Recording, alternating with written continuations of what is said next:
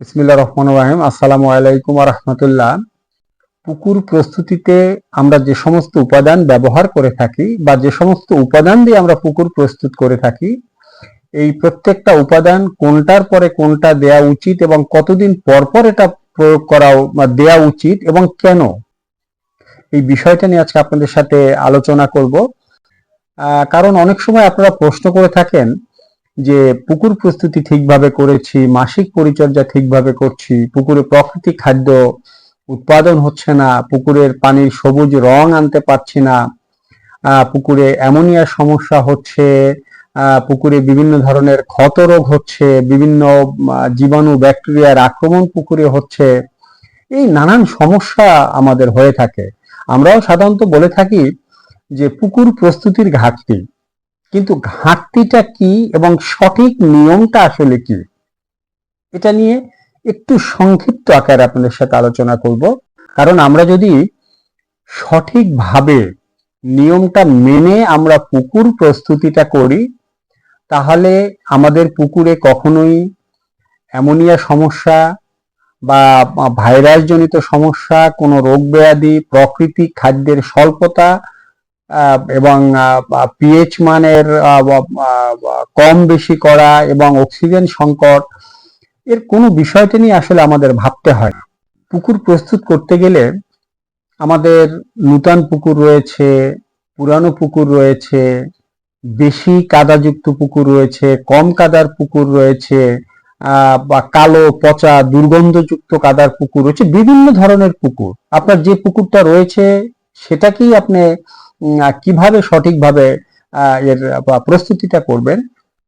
আমাদের পুকুরে বিভিন্ন সময় বিভিন্ন জীবাণুনাশক, অ্যান্টিবায়োটিক ব্যবহার করি। যারা অ্যান্টিবায়োটিক বা জীবাণুনাশক ব্যবহার নাও করি, আমরা তো বাহিরের যে কোনো একটা সোর্স থেকে পানিটা নিয়ে আসি। তো বাহিরে বিভিন্ন ধরনের এই যে ফসল উৎপাদন করতে, বিভিন্ন শস্য উৎপাদন করতে গাছে বিভিন্ন কীটনাশক ব্যবহার করা হয়। এটাও কিন্তু পানির মাধ্যমে আমাদের পুকুরে অলরেডি চলে আসে। তো আমরা জীবাণুনাশক বা কোনো মেডিসিন ব্যবহার না করলেও আমাদের পুকুর কিন্তু কখনোই নিরাপদ নয়, কারণ বাইরে থেকে এটা আমাদের পুকুরে আসবেই।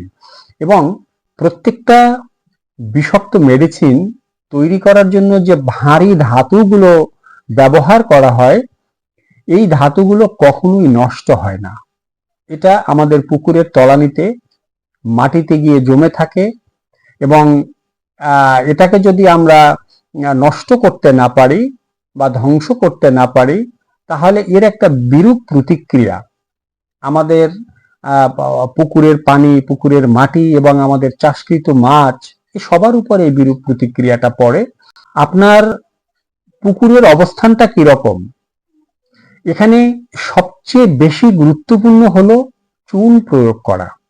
এই চুন কোন ধরনের মাটিতে, অর্থাৎ পলি, দোআঁশ, এঁটেল, বেলে, লাল মাটি, কোন ধরনের মাটিতে কত কেজি পরিমাণে চুনটা ব্যবহার করলে পরে আপনি উপকৃত হবেন বা আপনার মাটিটা শোধন করা হবে, এটা নিয়ে আরেকটা ভিডিওতে আলোচনা করব। তো আজকে আলোচনা করব আপনার পুকুরটা যে ধরনের হোক না কেন, এটা প্রস্তুত করার জন্য যদি আপনার পুকুরটা অনেক পুরানো পুকুর হয় এবং কাদার পরিমাণটা বেশি থাকে, অনেক দিন ধরে এখানে মাছ চাষ করছেন, কিংবা পুকুরের মাটিটা কালো বা পচা, এ ধরনের মাটিতে আপনাদের অবশ্যই সর্বপ্রথম ব্লিচিং পাউডার প্রয়োগ করতে হবে। যদি নতুন পুকুর হয়, যে নতুন কেটেছেন বা 2-4 বছর পুকুরের বয়স হয়েছে, বা এই ধরনের পুকুর, এখানে আপনারা করতে পারেন কপার সালফেট বা তুতের ব্যবহার। ব্লিচিংও করতে পারেন, কিন্তু কপার সালফেট তুতিটাও ব্যবহার করতে পারেন। আর রেনু চাষ করতে গেলে সেখানেও আপনারা, তুতেটা খুব ভালো কাজ করে, ব্লিচিংটাও খুব দরকার, কারণ জীবাণুনাশক ব্লিচিংটা ব্যবহার করতেই হয়। তো যদি ব্লিচিংটা ব্যবহার করতে না চান, সেক্ষেত্রে কপার সালফেটটা ব্যবহার করবেন, কারণ রেনুর পুকুরের জন্য কপার সালফেট অত্যন্ত উপযোগী একটা উপাদান। কারণ আমাদের রেনুর পুকুরের তলানিতে তো এই যে তন্তুময় শ্যাওলা, মানে সবুজ শ্যাওলা যে জালের মতো যে তলানিতে ছড়াই যায়, এটা তো হয়, এটা হলো রেনুর জন্য খুব ক্ষতিকর। এজন্য রেনুর পুকুরে কপার সালফেটটা ব্যবহার করাই ভালো। যাই হোক, তো আপনার পুকুর যদি সেচ দিয়ে শুকানো সম্ভব হয় তাহলে পুকুরটাকে আপনি সেচ করবেন। আর শুকানো সম্ভব না হয় তাহলে অন্তত পক্ষে পানিটা কম করে 1 ফিট, 1.5 ফিট, 2 ফিটের ভিতরে রাখার চেষ্টা করবেন, অর্থাৎ এই প্রস্তুতকালীন সময়। তো যদি শুকানো সম্ভব হয় তাহলে আপনি পুকুরে সর্বপ্রথম প্রয়োগ করবেন ব্লিচিং পাউডার অথবা তুতে, কপার সালফেট। এটা কিভাবে প্রয়োগ করবেন? আপনি সমস্ত পুকুরে ব্লিচিং পাউডারটা আপনি ছিটিয়ে দিলেন, অথবা এই যে কপার সালফেট বা তুতে, এটা পানিতে গুলে আপনি পানিটা ছিটিয়ে দিতে পারেন, অথবা এটাকে বেটে এটাকে পাউডার ফর্মে এনে এর সাথে কিছুটা পরিমাণ বালি দিয়ে মিক্স করে আপনি সমস্ত পুকুরে এটা ছিটিয়ে দিতে পারেন। ছিটিয়ে দেওয়ার পরে আপনাকে পুকুরটা চাষ দিতে হবে। যদি সেচ দেয়া পুকুর হয় তাহলে আপনি এটাকে চাষ দিয়ে মাটিটাকে ওলট পালট করে দিলেন। আর যদি 1 থেকে 1.5 ফিট পানি থাকে বা 2 ফিট পানি থাকে তাহলে এই উপাদান দুটো দেওয়ার পরে আপনাকে ভালো করে এটাকে ঘেটে দিতে হবে, অর্থাৎ কাদাটাকে পুরো উলট পালট করে দিতে হবে, যাতে আমার ব্লিচিং অথবা কপার সালফেট এটা যেন একদম মাটির উপর নিচ পুরো জায়গাটায় যেন এটা মিশে যায়। এটা দেওয়ার পরে আপনাকে অপেক্ষা করতে হবে 7 থেকে 10 দিন, কারণ এই দুটোই হলো জীবাণুনাশক। জীবাণু ধ্বংস করবে, যে কোনো ধরনের ব্যাকটেরিয়াকে ধ্বংস করবে, মাটির গঠন উন্নত করবে, মাটিকে সে উন্নত একটা মাটিতে, মানে পরিপূর্ণ উর্বর মাটিতে সে মাটিটাকে পরিণত করবে। এবং এই মাটির ভিতরে থাকা যত ধরনের জীবাণু, পোকামাকড় বা পোকামাকড়ের ডিম, বিশেষ করে হাঁস পোকার ডিম, উকুনের ডিম, তেলাপিয়া মাছের ডিম এবং বিভিন্ন ধরনের পোকার ডিম বা লার্ভা যেটা থাকবে, এটাকে এ ধ্বংস করবে। ব্লিচিং অথবা কপার সালফেট এটা দেওয়ার সাথে সাথে কখনোই চুন প্রয়োগ করা যাবে না 7 থেকে 10 দিনের আগে। তার কারণটা হলো ব্লিচিং হলো ক্লোরিন, জীবাণুটাকে ধ্বংস করে। বিশেষ করে আমাদের মাছের যে ঘাও বা ক্ষত রোগ তৈরি করে যে জীবাণুটা, এই জীবাণুটা ধ্বংস করে। এর সাথে সমস্ত জীবাণুই ধ্বংস করা হলো এই ক্লোরিন। তো ক্লোরিন যুক্ত ব্লিচিংটা দেওয়ার পরে যখন সাথে সাথে আমরা এখানে চুন ব্যবহার করব, মাটির পিএইচ মান সাথে সাথে বেড়ে যাবে। তো যখনই পিএইচ মানটা এখানে বাড়বে তখন আমাদের মাটি বা পানি থেকে এই যে ক্লোরিন, অর্থাৎ এই যে জীবাণু ধ্বংসকারী যে উপাদানটা, এটাকে সে উপরে উঠিয়ে দেবে। আমাদের ব্লিচিং এর কার্যকারিতা কমে যাবে। আর যখন আমরা কপার সালফেট এবং চুন একসঙ্গে দেব বা একদম পাশাপাশি সময়ে 1-2 দিনের ব্যবধানে যখন আমরা এই দুটো ব্যবহার করব, এই দুটোর সংমিশ্রণে তৈরি হয় কপার হাইড্রোক্সাইড। এতে যদি কপার হাইড্রোক্সাইড তৈরি হয় সেক্ষেত্রে তুতে এবং চুন দুইটারই কার্যকারিতা নষ্ট হয়ে যায়। যার জন্য 7 থেকে 10 দিন গ্যাপ দিয়ে এরপরে আমরা সেখানে চুন ব্যবহার করব। এখন চুনটা ব্যবহার করতে হবে আপনার প্রয়োজন অনুসারে, অর্থাৎ আপনার পুকুরের যে মাটির অবস্থান, এই অবস্থান অনুসারে আপনাকে চুনটা ব্যবহার করতে হবে। চুন ব্যবহার করার পরে কমপক্ষে 3 থেকে 5 দিন আমাদের অপেক্ষা করতে হবে, কারণ চুন এও জীবাণুনাশক, পরজীবী ধ্বংস করবে, মাটিকে নিউট্রাল করবে, মাটিটাকে ভেঙে ক্ষুদ্র ক্ষুদ্র কণায় পরিণত করবে, অর্থাৎ মাটিটাকে সে ঝুরঝুরে করে দিবে এবং মাটির ভিতরে যত ধরনের জৈব পদার্থ অর্ধপচা অবস্থায় আছে সেটার পচন প্রক্রিয়া সম্পূর্ণ করে একটা উর্বর মাটিতে পরিণত করবে চুন। তাহলে ব্লিচিং দেওয়ার 7 থেকে 10 দিন পরে আমরা প্রয়োগ করব চুন। চুন প্রয়োগের কমপক্ষে 3 থেকে 5 দিন পরে আমরা ব্যবহার করব ছাই এবং বালু। ছাইও কিন্তু জীবাণুনাশক, ছাই পানি ধারণ ক্ষমতা বাড়ায়, অনেক কার্যকারিতা রয়েছে ছাই নিয়ে। আমার ছাই মাছ চাষে হীরার চেয়েও দামি, এই নামে শিরোনামে একটা ভিডিও দেওয়া আছে, এটা বিস্তারিত আলোচনা করেছি। তো ছাইয়ের সাথে আপনারা বালুটা ব্যবহার করবেন। যদি পুকুরের মাটিটা বালু মাটি হয় তাহলে আর বালুটা ব্যবহার করতে হবে না, কিংবা বালু মাটি ছাড়া অন্য যে কোনো ধরনের মাটিই হোক, আপনারা এর সাথে বালুটা ব্যবহার করবেন। ছাই এবং বালুটা আপনারা পুকুরে একদম মিশ্রণ করে সমস্ত পুকুরে এটা ছড়িয়ে দেবেন। ছাই এবং বালু দেওয়ার 2 থেকে 3 দিন পরে প্রয়োগ করতে হবে জৈব সার। এই জৈব সার অবশ্যই কোনো কম্পোস্ট সার নয়।